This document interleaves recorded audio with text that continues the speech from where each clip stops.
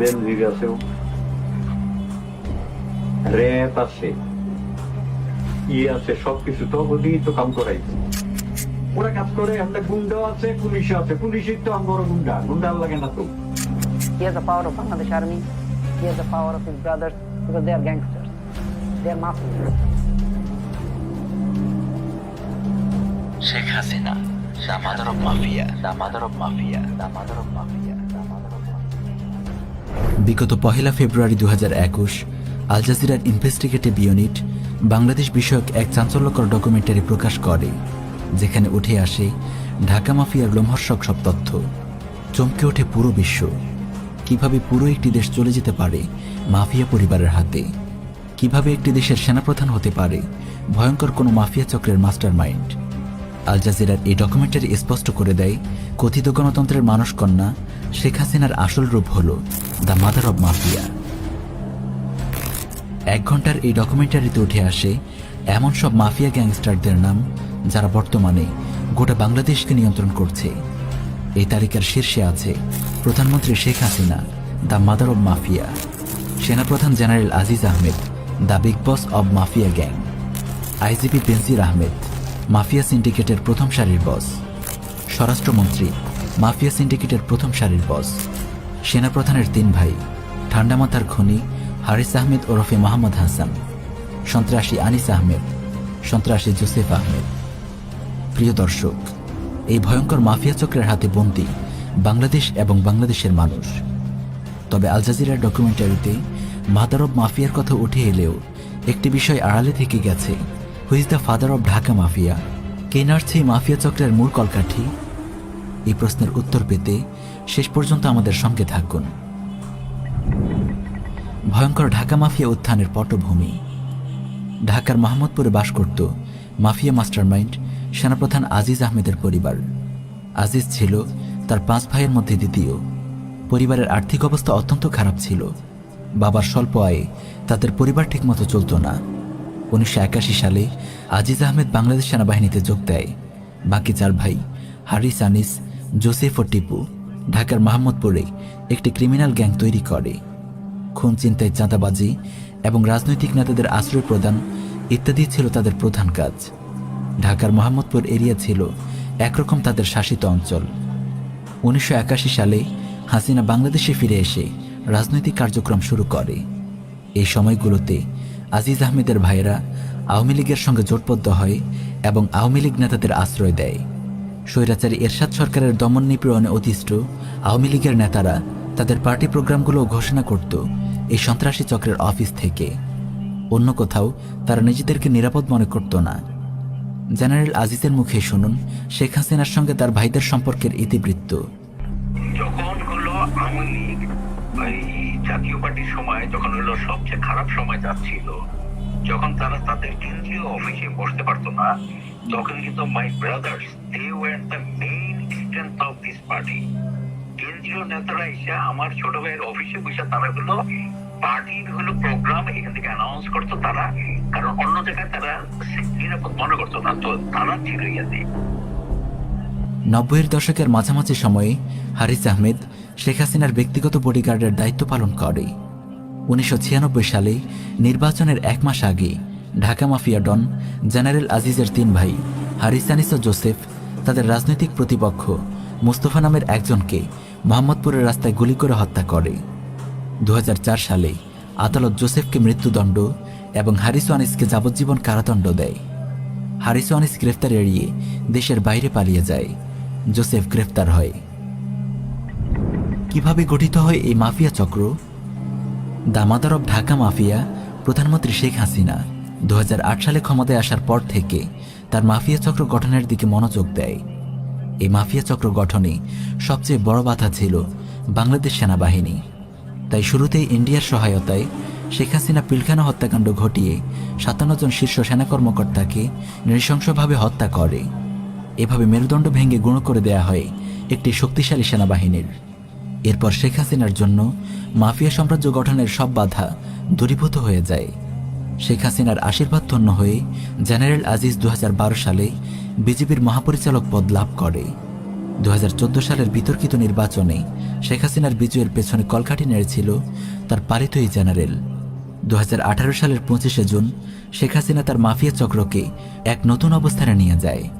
প্রথম এসে রাষ্ট্রপতি আব্দুল হামিদকে দিয়ে জেনারেল আজিজের মৃত্যুদণ্ডপ্রাপ্ত কারাবন্দী ভাই জোসেফকে ক্ষমা করায়, ফলে সে মৃত্যুদণ্ড থেকে অব্যাহতি পায়। জোসেফকে মুক্ত করার পর শেখ হাসিনা তার পোষা জেনারেল আজিজ আহমেদকে বাংলাদেশের সেনাপ্রধান হিসেবে নিযুক্ত করে। পিলখানা হত্যাকাণ্ডের পর মেরুদণ্ডহীন সেনাবাহিনী নিয়ে যা ইচ্ছে তাই করার সক্ষমতা লাভ করেছিল শেখ হাসিনা।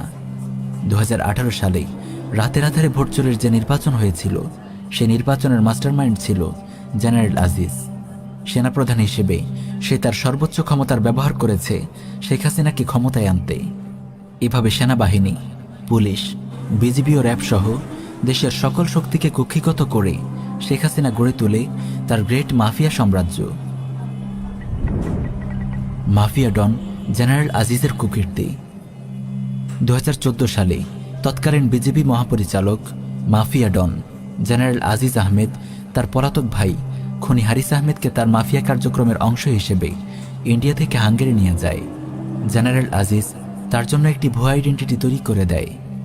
বিজেপি মহাপরিচালক হিসেবে নিজের প্রভাবকে কাজে লাগিয়ে সে তার ভাইয়ের জন্য জাল বার্থ সার্টিফিকেট, জাল এনআইডি কার্ড, জাল পাসপোর্ট, এমনকি জাল ম্যারেজ সার্টিফিকেটও বানিয়ে ফেলে। খুনি হারিস আহমেদের নতুন নাম হয় মোহাম্মদ হাসান।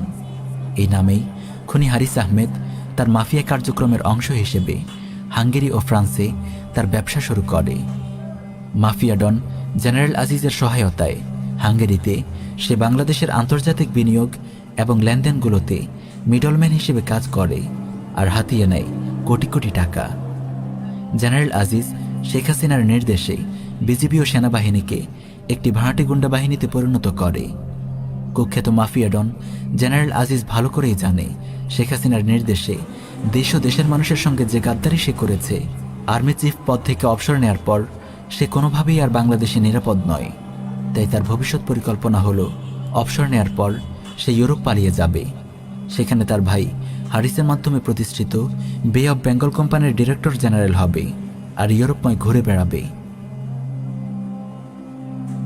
র্যাব ও পুলিশ দুটি গুন্ডা বাহিনী।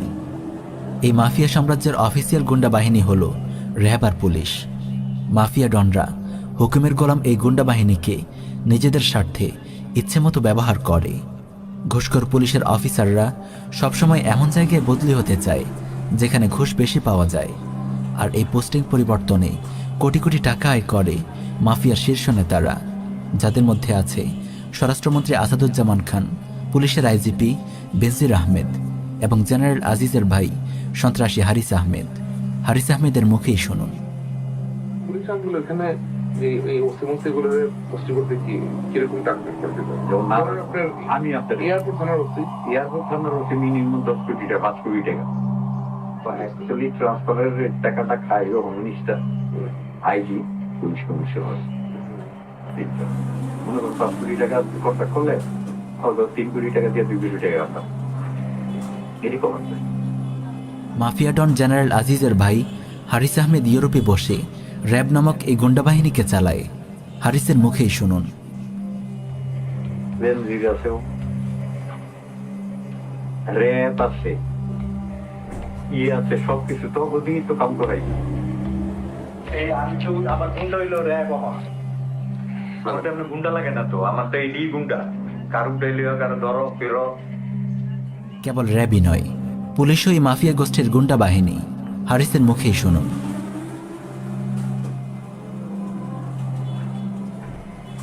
ওরা কাজ করে, আমরা গুন্ডা আছে, পুলিশ আছে, পুলিশের তো আমার গুন্ডা, গুন্ডার লাগে না তো। গুন্ডা হন পুলিশ, যার পুলিশ লাইন আছে, তার প্রশাসন আছে, হ্যাঁ হন গুন্ডা। একজন পুলিশ গুন্ডার বক্তব্য আমরা এখানে নমুনা হিসেবে পেশ করছি। এই জাতির পিতার ভাস্কর্য আপনারা ভাঙেন, আপনাদের স্পর্ধা কত বড়। আমি কঠোরভাবে বলতে চাই যে এর পরবর্তীতে যাদেরকে তো ধরা হয়েছে তাদেরকে তো শাস্তির মুখোমুখি, কঠোর শাস্তির মুখোমুখি হতেই হবে। যদি এর পরবর্তীতে এমন কোনো ঘটনা ঘটে, সরকারকে এত দুর্বল মনে করবেন না মৌলবাদী চক্র, একদম হাত কিন্তু ভেঙে দেবো। বেনজির আহমেদ জঘন্য এক মাফিয়া সন্ত্রাসীর নাম। জেনারেল আজিজের পর মাদার অব মাফিয়া শেখ হাসিনার পোষা সবচেয়ে বড় গুন্ডার নাম বেনজির আহমেদ। গোপালগঞ্জের এই সন্ত্রাসীকে শেখ হাসিনা একের পর এক প্রমোশন দিয়ে নিয়ে আসে মাফিয়া চক্রের একেবারে শীর্ষ লেভেলে। 2015 সালের 7 জানুয়ারি শেখ হাসিনা তাকে র্যাবের মহাপরিচালক বানায়। তারপর 2020 সালের এপ্রিলে তাকে পুলিশের আইজিপি পদে উন্নীত করা হয়। মিস্টার বেনজির আহমেদকে আমরা প্রায় দেখি মিডিয়ায় বড় বড় কথা বলতে, অথচ সে নিজে হারিসের মতো রাস্তার গুন্ডাদের পালিত কুকুর। সে হারিসের হয়ে বাংলাদেশের নাগরিকদের ফোন ট্র্যাক করে। দেখুন জেনারেল আজিজের ভাই খুনি জোসেফের সঙ্গে মিস্টার বেনজিরের অন্তরঙ্গ মুহূর্তের ছবি। আইনের পোশাক পরা এই কালপ্রিটের হাতে লেগে আছে অসংখ্য মুসলিম তরুণের রক্ত। অগণিত জঙ্গি নাটক সাজিয়ে সে খুন ও গুম করেছে অসংখ্য মুসলিম তরুণকে। একটু আগেই আমরা দেখিয়েছি সন্ত্রাসী হারিস আহমেদের ঘুষখোর সিন্ডিকেটের সেও একজন গুরুত্বপূর্ণ সদস্য। ডকুমেন্টারিতে হারিস আরও বলেছে সে ইউরোপে বসে র্যাব গুন্ডাদেরকে তার প্রতিপক্ষের বিরুদ্ধে লেলিয়ে দেয়। 2019 সালে মোহাম্মদপুরের রাজনীতিবিদ মিজান রহমানের বিরুদ্ধে সে র্যাবকে লেলিয়ে দেয়, কারণ মিজান রহমান হল হারিসের হাতে নিহত মোস্তফা রহমানের ভাই। মোস্তফা রহমানের ভাতিজা মেহেদি হাসানের বক্তব্য শুনুন। Most of the people who is involving in rap, like Lieutenant Colonel or Colonel, they are really close to General Aziz. If General Aziz said, yeah, okay, do it, so that they can do it, because they had the command of General Aziz. He has the power of Bangladesh Army, he has the power of his brothers, because they are gangsters, they are mafia. একজন পুলিশের IGP কাজ করছে হারিসের মতো একজন গুন্ডার পোষা কুকুর হয়ে। লজ্জার ব্যাপার বই কি! শত শত নিরপরাধ মানুষের রক্তে যার হাত লাল হয়ে আছে, ঘুষ ও চাঁদাবাজি করেই যার দিন চলে, এমন একজন শীর্ষ মাফিয়া সন্ত্রাসীর মুখে সন্ত্রাস ও উগ্রবাদ বিরোধী বক্তব্য সত্যিই হাসির ব্যাপার। মিস্টার বেনজিরের কয়েকটি উগ্রবাদী বক্তব্য শুনুন। কিন্তু এখন দেখছি আমরা নিউ ভার্সন অফ ইসলাম, যেখানে ইসলাম শেখাচ্ছে বড় ভাইরা। তো এই যে বড় ভাইয়ের সম্পর্কে বলি, ক্যাম্পাসে কোনো বড় ভাইয়ের ইসলাম প্রচার করতে সঙ্গে সঙ্গে হবে না। এই বড় ভাইয়ের সাথে আমরা নিশ্চিন্ত করতে চাই। So let us know. We don't have to identify yourself. Just send us an email or something like that, and we are here. এই বড় ভাইয়ের সাথে আমরা কাজ করে দেবো নিশ্চিত। Who is the father of Dhaka mafia? আল জাজিরার ডকুমেন্টারি অনেক কিছুর পর্দা উন্মোচন করেছে। আমরা দেখেছি প্রধানমন্ত্রী পরিচয়ের আড়ালে শেখ হাসিনার আসল মুখ, দ্য মাদার অব মাফিয়া। দেখেছি সেনাপ্রধানের পদে বসে থাকা গাদ্দার আজিজ আহমেদের প্রকৃত চেহারা, একজন মাফিয়া ডনকে। দেখেছি আইজিপি রূপে মিস্টার বেনজির আহমেদের আসল মুখ, ঢাকা মাফিয়ার একজন বিশ্বস্ত গুন্ডাকে। আরও দেখেছি স্বরাষ্ট্রমন্ত্রী আসাদুজ্জামান খানের ঘুষ সিন্ডিকেট। কিন্তু আমরা কি ভেবে দেখেছি এই মাফিয়া সাম্রাজ্যের মূল কারিগরকে? কার ছত্রছায়ায় 1 দশকেরও কম সময়ে গড়ে উঠেছে এই নজিরবিহীন মাফিয়া সাম্রাজ্য? Who is the father of Dhaka mafia? Al Jazeera এই বিষয়টি এড়িয়ে গেলেও আমরা সেটি দেশবাসীর সামনে স্পষ্ট করে দিতে চাই। ঢাকা মাফিয়ার বর্তমান খলনায়ক হল গুজরাটের কসাই mister Narendra Modi, the father of Dhaka mafia. বাংলাদেশের অনেক মন্ত্রী এ ব্যাপারে সুস্পষ্ট ইঙ্গিত দিয়েছে। প্রধানমন্ত্রী শেখ হাসিনা বলেছে, বাংলাদেশ ও ভারতের ক্রমবর্ধমান অর্থনৈতিক নির্ভরতা আমরা আনন্দের সঙ্গে স্বীকৃতি দেই। পররাষ্ট্রমন্ত্রী আব্দুল মোমিন বলেছে, ভারত ও বাংলাদেশের সম্পর্ক স্বামী স্ত্রীর মতো।